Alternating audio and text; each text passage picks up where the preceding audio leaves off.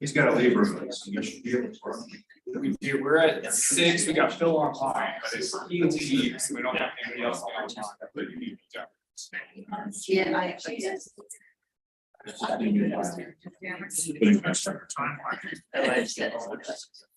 know that Aaron is supposed to be online, so.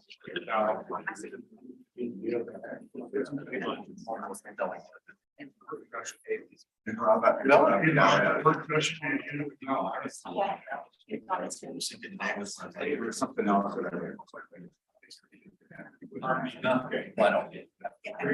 Work session, right? No. Yeah. Items. So I don't know if you could continue without a quorum. Thanks, Joe. All right, welcome everybody. It's 9:03. I'll call this meeting to order. Of course, I call it to order right as my wife starts calling me. She'll just have to wait. Well, Harvey, will you call roll to report?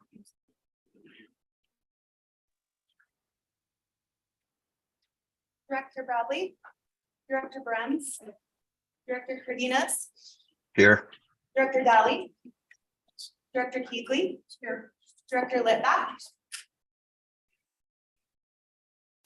Director Litback,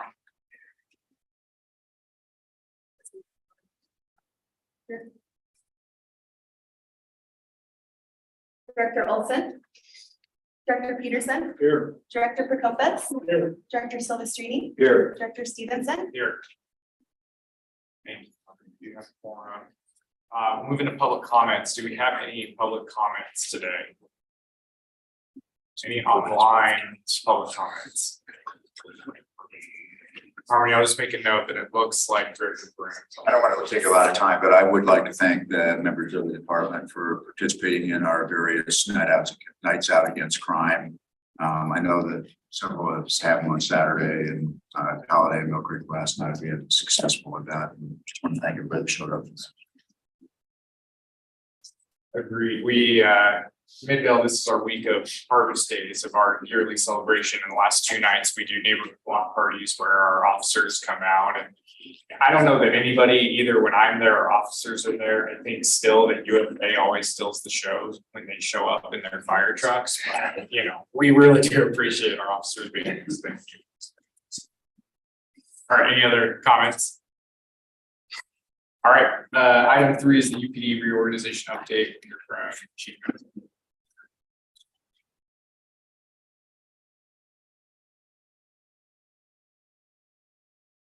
Thanks, Mr. Chair. What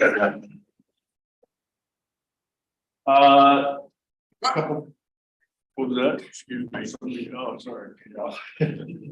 Right off the top, you're remiss if I didn't acknowledge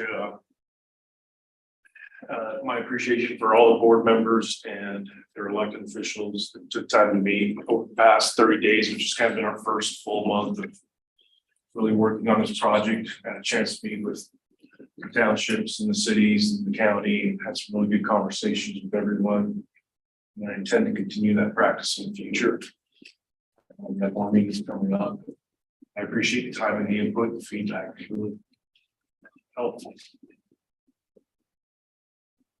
I sent you all, it's not a draft, it's the first version of a transition plan that shows some benchmarks over the next 12 months. Even as of yesterday, I've already come up with some things that need to be added to that. So that document is going to continue to change, and I'll send it out here. As things are added to that list. If you have any questions about anything that's on that 3-page plan, please let me know. I can answer your questions. We did a selection process for a broker. We have engaged with Colliers and Josh Smith is going to be our broker. We have a meeting of our facilities committee coming up next week or the following week, where we'll have a list of criteria for Josh and Brandon Fugel to go start to look at some properties and look at that option. So we made some progress there.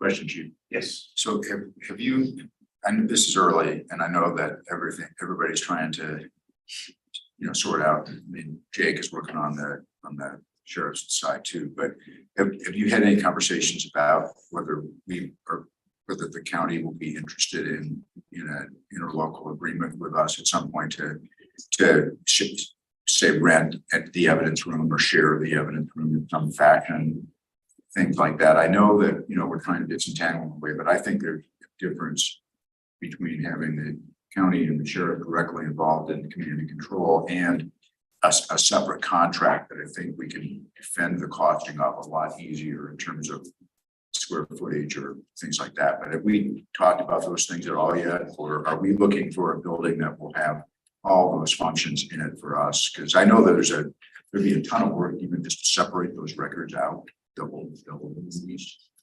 Yeah, I'll probably answer that in my next piece, but I'm sorry. no, you're fine. I've had some very light discussions with the sheriff. Nothing too deep.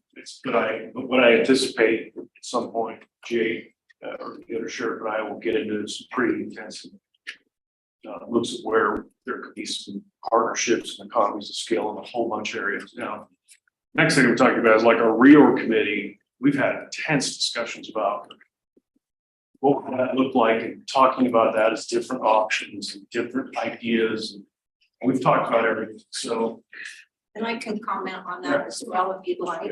Just want to hear some things.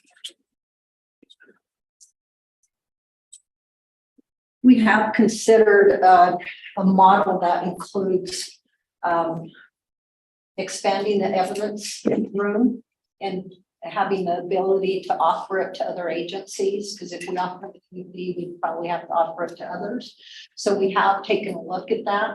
And that is one of the options that we're going to be looking at, because between UPD and the sheriff's office, there's a lot of evidence there, and it's, going to take a lot of work to separate and move things.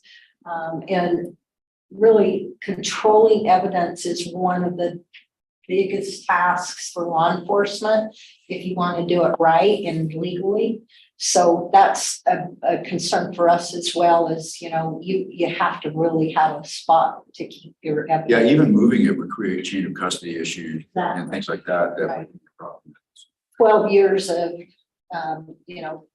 gathering evidence between the two. So we are taking a look at that to see, what the best option is, whether we just contract with other police agencies and offer that up to make it fair for everyone. But of course, with UPD would be the first agency that we would hope would do that. We wouldn't do it in a sense that we're splitting the evidence room up. Like one piece is UPD's and one is sheriff's office. That won't work the way that it's set up. It would just be that because it, if we're offering it to others, we could do it as a regional service more and help cut costs for everybody that wants to contract. I think if you can show that we're separate, but that there are, there are interlocal agreements for all kinds of things all the time. And as long as we can defend, and I actually felt we did that before, but I think you can defend on a contract by contract basis. This is how the cost is apportioned based upon who's using what and all that. Right. And there are a number of things like that. I think, we already had a study that said that the county efficiently provides IT services. I think that the same is probably true with respect to county fleet. I know my city uses Salt Lake County fleet for procurement, and those kinds of things I think can be worked out. And we believe so too. Okay. I think one of the questions is forensics, because some of the things that the equipment that is here in the building for forensics is built into the building. So it would be really hard to pick up that equipment and move it to another facility.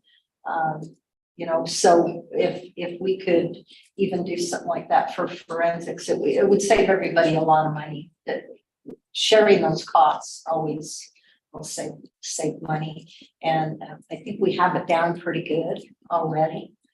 But we really need to have our own forensics, because we fingerprint all county employee things like that. So that's another option, but that's really up to, the UPD 2.0, how many services you want us to consider. I think you're on the right track with that. And then I also think the fact that you could offer the same service to other agencies, if they want to pay the cost, they can make that kind of a decision, but it's fair, it's transparent, I think, about how it's costed if we keep it that way. And it's not out of the norm. Agencies routinely team up to save Yeah. money and create efficiency. Now, the South End is doing it. South Salt Lake used to contract or have an MOU with UPD for forensics. But once we started full costing it, they left the UPD and went to Salt Lake City. But that's the fair way to do it, is a full cost, whatever cost is. So it is things that we're discussing. We just haven't put any plans together yet because we're still in that initial stage of. Just thank you. No problem. The next thing I want to talk to you about is two groups that we have right now, and I want to show you a couple things here in a minute. So we have two really important groups that have been very busy, especially the last 2 weeks. And first group is the reorganization work team. The second group is made up of command staff. It's more of an advisory group. So kind of explain to you this process, because I think it's important to understand the process that we're in right now. Talk about a reorganization team first. We all go into a conference room, pop laptops up, sit down in chairs, and then we have Lieutenant Olson from HR is there, Rick and Debbie are there, and we start to build these models live right in the room and have these really intense creative discussions about and philosophical discussions about, why are we doing this? Is there a better way to do it? Should we do it differently? Should we take this, remove that? And at the same time, putting into a spreadsheet, looking at the costs, and as we, trying to control costs and that constant tug of war between service and cost, and just do it live time right there. We've done that now a few times and it's been productive. Once we have something from the reorg team, then it goes to the command team, and the command team looks at it and say, okay, there's 200+ years of experience in this room. What do you see to the other team's not seeing? And we get into another great discussion. We punch holes in things, challenge assumptions, have this really creative process that I think is helping us start to hone in on where we need to be. I don't know, Harmony, can you pull up that first one? Let me just kind of show you. That's it, yeah. So this is what, when we're working on these workshops, essentially, this is kind of what's on the screen, and this is what we're doing now. I have to emphasize, and I can't emphasize it enough. We've kind of kept these things quiet. The reason is because they're going to change, but we're getting closer to where we need to be, where once we have the right cost, the right amount of personnel, then we can start to build out some other pieces to this puzzle. But that is what we've kind of imagined reorganized UPD. And there's a lot of nuance in this, and I don't have the time to get into it, but we're going to continue to work on this one next week. Both that reorg team and command team. And you can see we had to take some things out, we had to consolidate some things.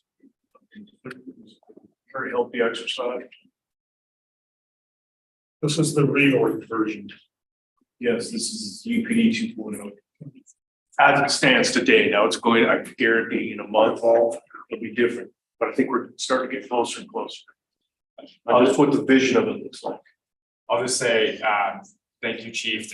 He invited me to sit on actually on the reorg where they came up with, this looks pretty familiar based on what was decided in that meeting. And I really appreciated just being able to see their process of how do we get something that is, I think, realistic for us cost wise? I think I saw a lot of creativity in there of how do we move things around to make sure we're getting those efficiencies. I really appreciated seeing everybody in there. I mean, as you said, challenging each other. That one idea was thrown out and somebody else would say, nope, I don't like that, and here's why. So for me, I just really appreciated that invite. It was great to see. I do have one question on this. So no, like, so Midvale City, it says deputy chief there, 75. I know Midvale has 0.75 that, or 75% there. Is that supposed to be one because it is including White City within that? Yeah, it's the White City piece that counts for that 20.25. So I just want, because it says under that bubble, Midvale and White City, it still says 0.75, but that's actually one. Is that correct? Correct, one deputy chief. Okay. Thank you. So, as I described to you, this push and pull, we're lifetime, we're building this thing as we go. So let me show you the other half of this process. This is kind of where we've landed on the money side. And again, this is subject to change. Will change for sure. That one. I'm gonna have Rick come up because Rick and Debbie have done a great job. Let's go over what this process looks. As we were having these reorg meetings, we wanted to have something that would give us the numbers live, real time, as we made changes, what it would do. So I created this spreadsheet. What I did is I took operations, revenues, crossing guard, overtime, based off of FY 24's budget. I just left those alone right now. They're as is. So if you look at shared services, the total of 10,964,515 is what it is in this year's budget. Then I took the county out, took the shared service formula as of this year in this fiscal year, and applied that to everyone else. So those numbers haven't changed. This is basically just to look at wages themselves. And so then as we were making changes in the reorg, it pulled through and showed us where we were with the numbers. So if we added a body, we pulled one out, then it was done at the same time on the fiscal side. And I don't know if you want to scroll down because we've been given pretty specific instructions to, start with the 7% and stay there for a minute. Keep going down. Keep going. All the way down. That's it, right? There it is. You can see kind of where we've landed right now. Percent increase. The average being 6.11.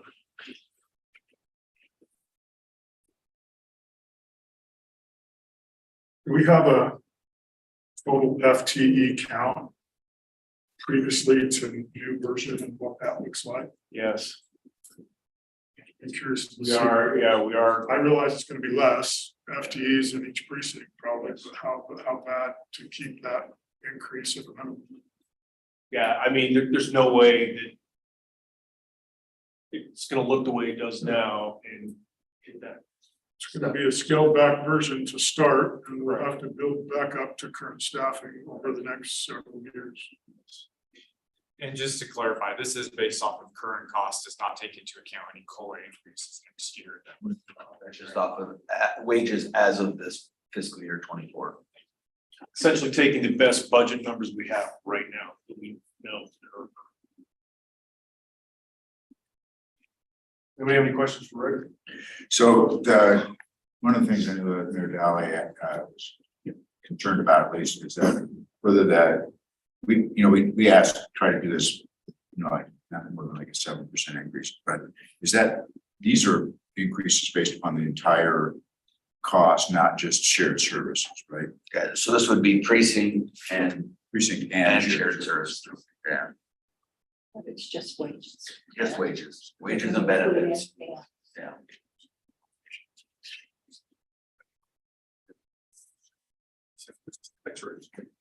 Thank you. What is, I got a question, look just at a glance, first time seeing a 2% difference between some of these entities, what accounts for that?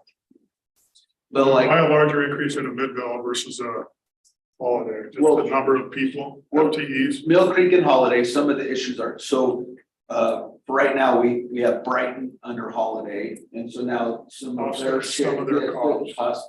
were shared between there, and same with Mill Creek and immigration, is how we put it for right now, so that's a little bit of it, also like, you know, there's some areas that have there was more people we could take from and move to shared services.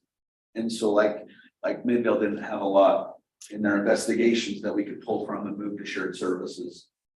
And so that's a little bit of that. Thank you. And there was some other nuance where one of our last meetings, we created a basic precinct bill. All the same across the entire organization. And then there were certain things that you could add to that depending on what you wanted. There were some questions about, you know, does this precinct want this or that? Some of that's still getting sorted out, and that will affect that modeling too, not by much. Like a Holiday adding in a traffic. So in that, you said that Brighton would be with Holiday and immigration with Mill Creek. Is that in operations or is that just on paper? It's for like the administrative things and basically operations, how it's organized. Very similar to how Copperton is, you know, been run out of the Magna precinct. You can take it. And it is, White City has been operated out in Midvale Midvale, already, correct. right? Guess we should do a slight realignment there. So I'll continue to show you those as we get dialed in, and then once we get it to a place where we feel good about it, we'll get you copies. Go from there, so we're continuing to work on that. We've got more meetings scheduled for the next couple of weeks, including I'm gonna start meeting with some of the smaller individual units and get their input on what it looks like, you know, canine SWATs, those areas. I know there's some risk with sharing this because it is a little premature and with the expectation that it's going to change. But are you opposed to sharing that? If I go to my precinct, if he would have access to this, we can dive into it and look at it a little closer. Understanding that it's very preliminary and it can change. Well, yeah, and I actually wanted to address that. So the reason we're not doing anything that's secret here. Right. But we're trying to be smart about how we do it. Let me give you an example that I experienced earlier this week. I talked to a commander and it's clear that some of this information's got out, it's become distorted. Because people want answers right now, they're not getting them. It fires up the rumor mill. The problem with that is it impacts morale. Not good for us right now. So we're trying to keep things kind of tight until good. And a lot of the answers our folks want just Not there. they don't exist right now and they won't for a number of months. Okay. So we want people to be patient, but when we give them information, it will be good information, they'll know they can take it to the bank and make decisions for themselves and others on it. So I'm trying to keep misunderstanding and rumor and innuendo out of this process as much as possible. Just like, you know, morale, I know things are tough right now. When it's ready to be public, it'll be public. Correct. Okay. But if you wanted to meet with me or meet with you, certainly talk about whatever you wanted.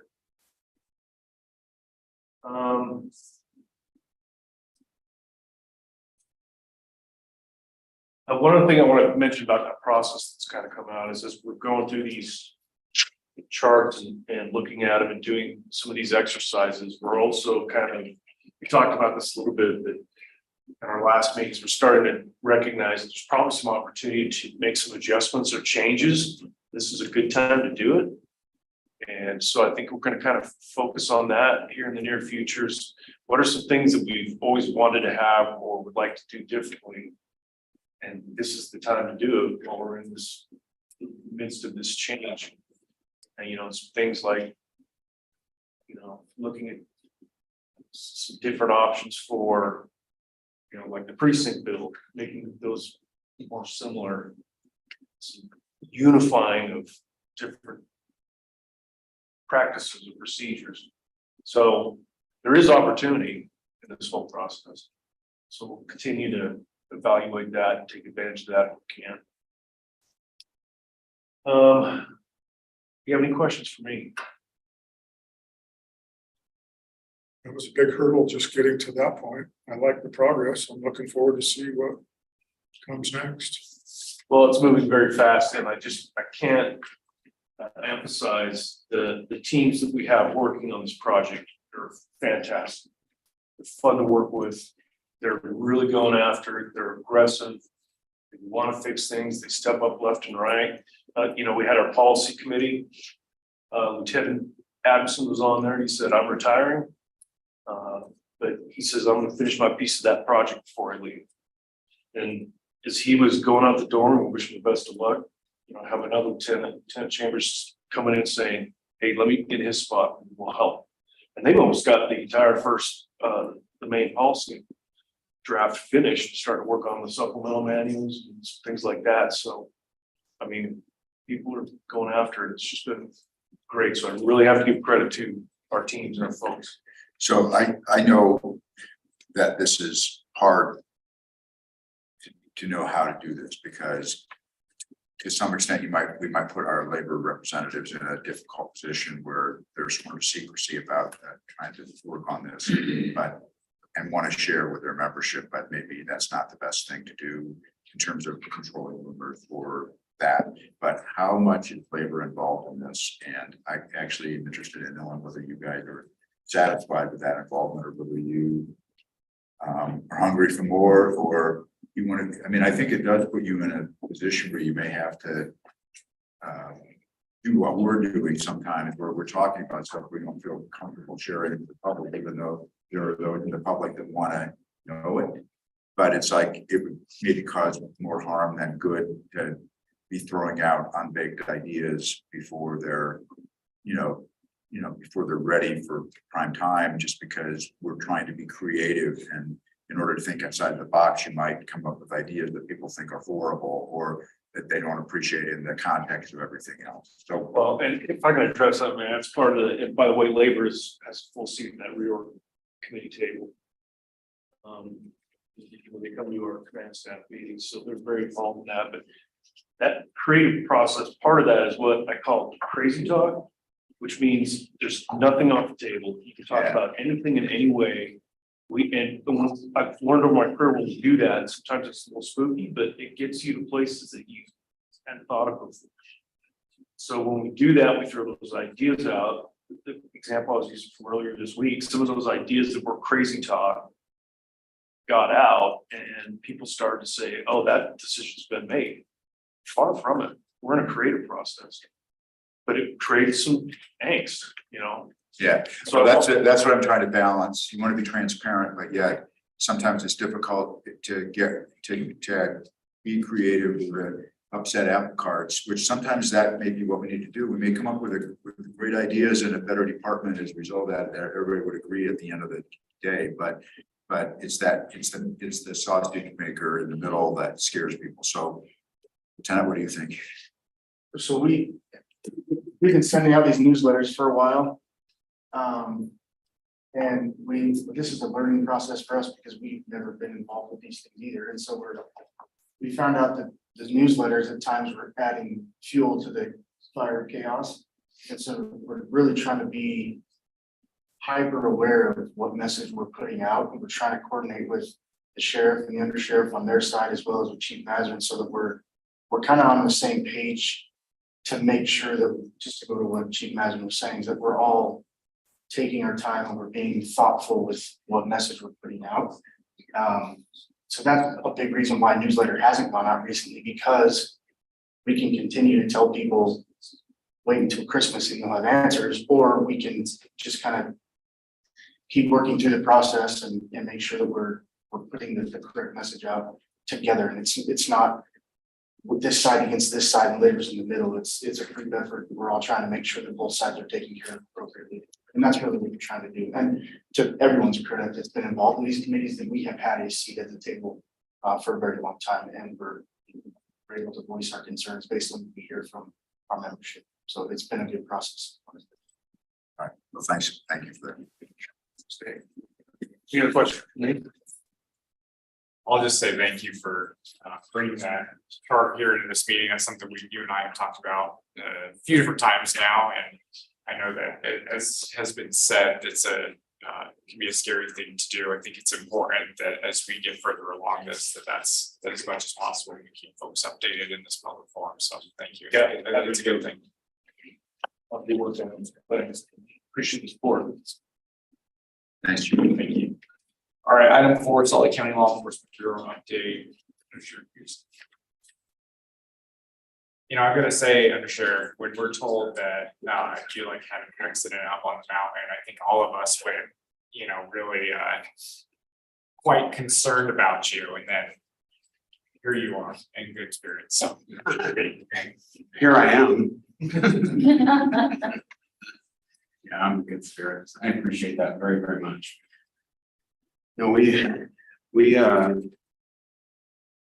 really working through the law enforcement bureau process on the sheriff's office side, obviously really carefully and have a lot of the similar concerns and philosophies that Chief Matherin is working through. And that you guys discussed about really wanting to provide information. One of our primary philosophies is our folks have been, and we all know this, I'm preaching to the choir, our folks have been through so much in the past couple of years, and especially the past 6-7 months. With news that's uncertain, and we really want to make sure that when we provide information that it's info that they can really step on. And that they can be sure of. And I applaud Maz for his hard work and the teams that he's working with, and really getting that information prepared isn't easy. I know it can kind of sometimes seem like a small thing, you know, a small org chart. There's often thousands of hours that go into an org chart, even something as simple as that. It's pretty amazing. So. I applaud them for all their hard work that they're doing for our people and for the service that we're trying to provide for our folks.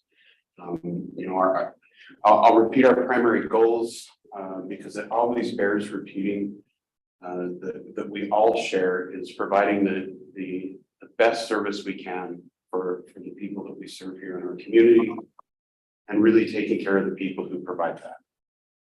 And as we work through the process on the county side, building a law enforcement bureau for the statutory duties and the countywide services inside the sheriff's office, we have an org chart. We'll be happy to bring that as soon as we've kind of really, right now it's very vetted out on our side. But really, for us, we really need to make sure that the council is fully abreast of that and that they are feeling very comfortable. And that's a step that we've been meeting with council members. We've been meeting this primarily with the mayor's office, who's really taken the reins, and we have a lot of support from Mayor Wilson's office and her team. And so we've been working with them very carefully, and we're just really in that process. It's very iterative right now between the mayor's office and the council. And informing folks at that level. So we want to make sure that when we provide information to the folks who will be making career decisions, let alone the service decisions that we're making right now about services that will be provided and how they will be provided. And just so you understand about the service, we're really just, our goal is always and has been focused on making sure that people don't see a service drop. There are areas hopefully that we, you know, in this shifting period that we can improve. Just to Mayor Silvestrini's point that, you know, we can come out of this better. It is possible. It is very possible. It's hard, but there's a lot of things that can definitely, I would be really surprised if there aren't things, you know, 2-3 years from now that we don't look back and say, okay, at least that's better and that part's better. And it's from the hard work of the folks that are really putting a lot of creativity into this. So, Harmony, do you mind pulling up that timeline that we've prepared? So we actually have been working with, and I've mentioned a few times in some of these updates, we've been working with County HR, which is one of our primary partners right now. They've been doing such a good job. This graphic actually was something that they prepared from their project management software that we've been using, related to kind of our timeline for hiring and for our folks, for when our service delivery would be provided. And we thought it would be a nice draft, again, just as has been said many times, draft. This is off draft. You can even see a few things on here that I'll note that's a little different than, because we prepared this about, 6 weeks ago. And so milestones, we've kind of moved past June. We're in that July, August timeframe, where right now currently there's compensation analysis on the positions happening for the county, because these positions, just that's one step, I guess, that's a little bit of an advantage for UPD, which is I'm grateful for. But on the county side, they really have to investigate a lot of these positions and do analysis on what a law enforcement captain would be, what a law enforcement sergeant would make, what a forensic tech would make, and really putting benefits packages to each of those. We are finding out as we move through it that it's something that I didn't know, just found out in the last week, that even just like retirement, the retirement benefits the employees receive are the same in public safety and the public employees retirement system, but how the county pays for it is different, like in a different category, a different division, and it is unbelievably complex. It's different than where UPD drops in. There's just a lot of factors that go into that, and it all comes into this compensation analysis, even to just like percentages of how much retirement is paid in, and how that relates to the total compensation package. So that's being conducted right now, and market research is still being conducted. We did get a couple weeks ago a heads up that they've got most of the law enforcement positions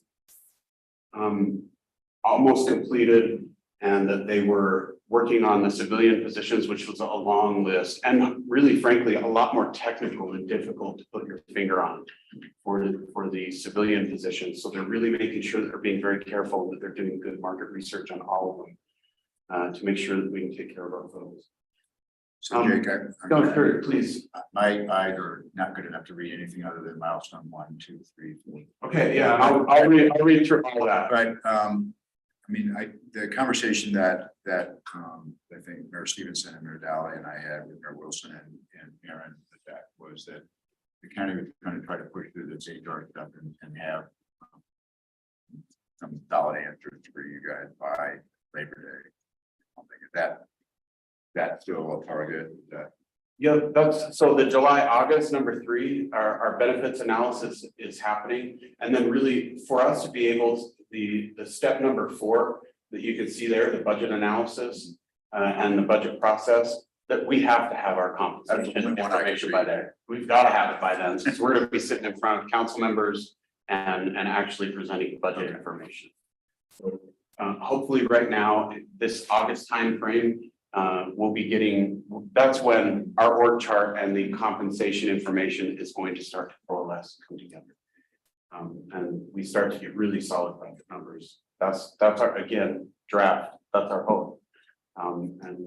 But again, the bright part of that is that the county is in a budget process and they have compensation analysis along with what we're asking. So it's not that the county will be waiting or put our project on the back burner. The whole county needs their compensation analysis, which we are a part of, an integral part of it right now. In step number 5, we would open some positions to recruitment for some leadership positions. We've been having some discussions about that, what that would look like. There are some spots like a chief deputy over the bureau, over the law enforcement bureau, a deputy chief over operations, which would also have some other duties like some training, professional standards type things.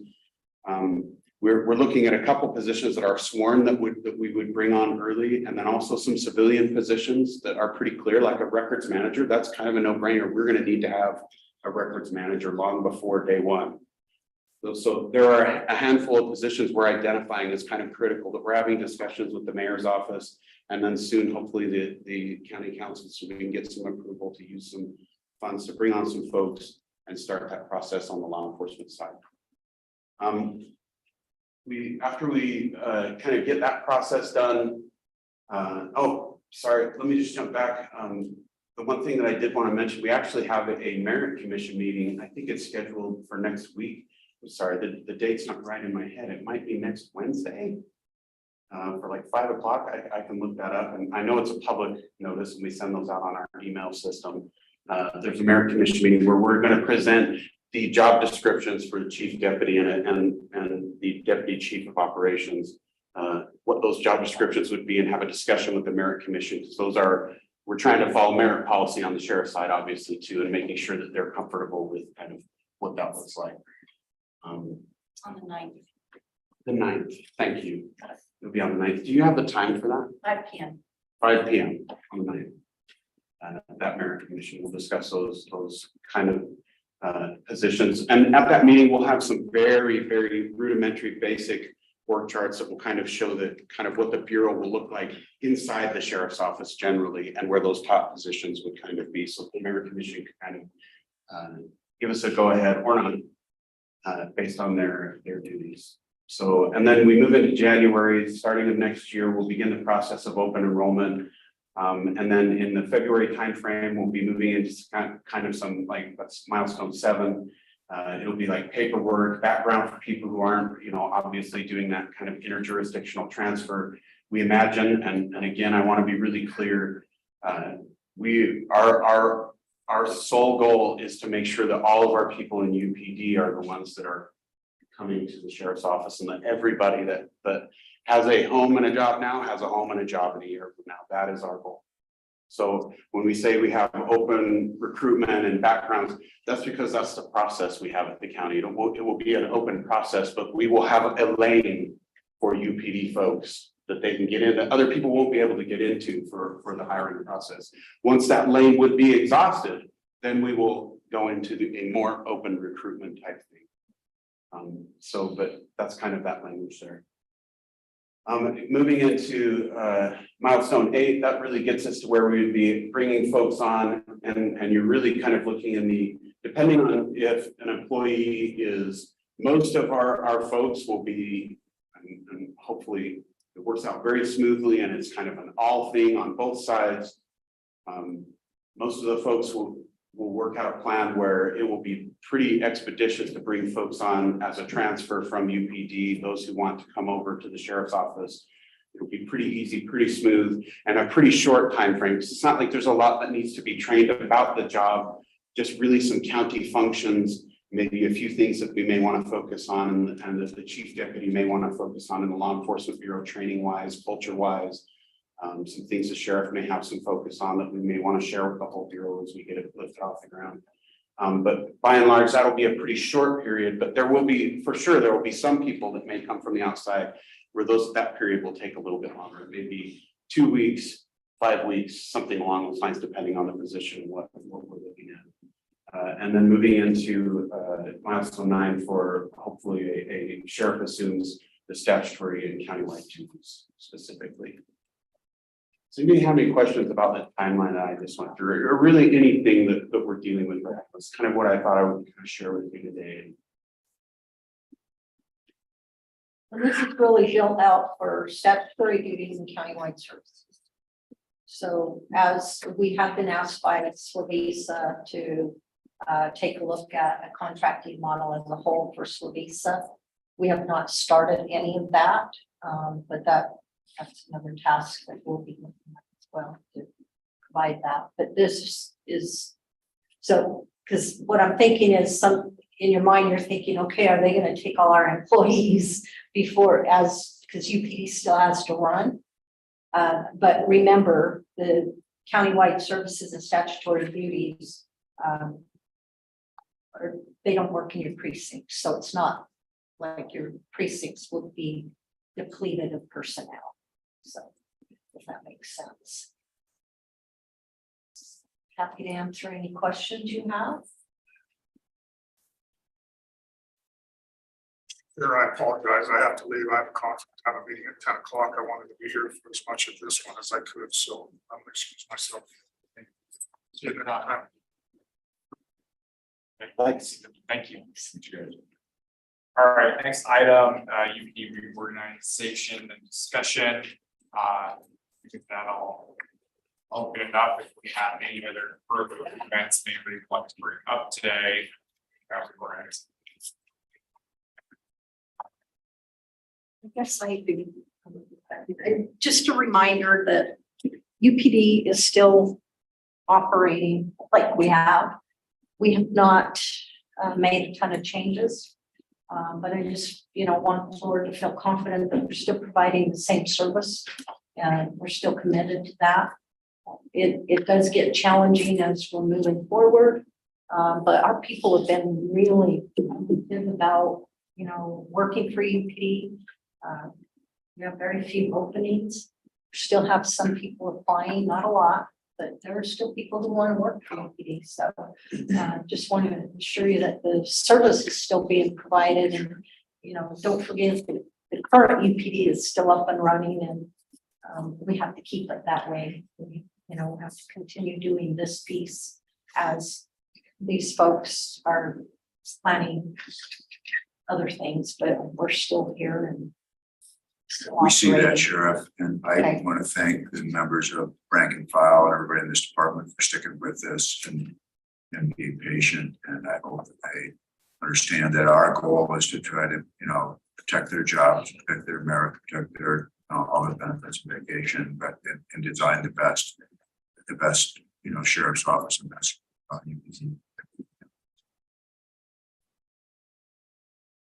Sure.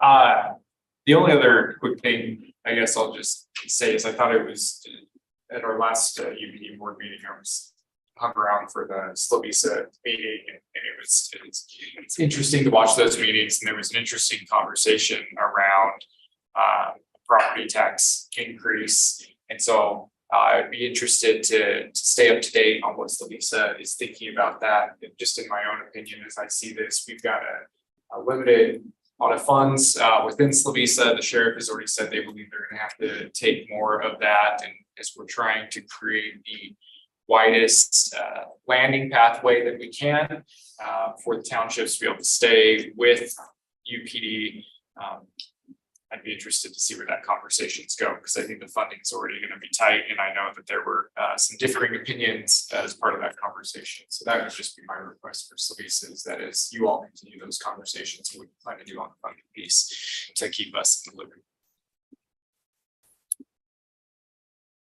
Do we have any online comments from the board? I would just say that I don't think Lisa has anything new to say. New information covered since the last meeting that you were at. Same, and that's where I think most things have kind of stayed the same over the last couple of weeks. And again, really appreciate Chief Master bringing out the organizational chart and kind of the first steps of what this new organization could look like. So I appreciate that. All right, seeing no other discussion, we'll move on to upcoming meetings. We've got the interlocal committee meeting on Wednesday, August 9th at 3 p.m. Just a reminder, I think we've got Silvestrini on that, Dowling, few board members, and I know for Midvale, we've got our attorney on it. I'll probably still sit in that. Actually, I think I have to be at 3 p.m. that day, so I don't think I'll be in that one, but board member, will we be putting that out as a public notice? Maybe we should ask that first. Maybe board members want to attend. Well, we can if board members are going to attend. But I have a question. Is it on the current interlocal or the new interlocal? It's a new one. I Okay. mean, it's kind of interesting to be talking about that until the piece is settled here, but we'll talk about that in terms of what kind of progress. Okay. So yeah, if you wanted a public meeting, we could fill this out. I think it makes sense to be a public meeting. Okay. And send out the invite to some members that may not be going. And then we've got our UPD board meeting on Thursday, August 17th here at 9 a.m. Any other meetings that aren't listed? Yeah, there's a budget meeting that day too. That's what's on the agenda, but I'm just gonna let people know I will not be available.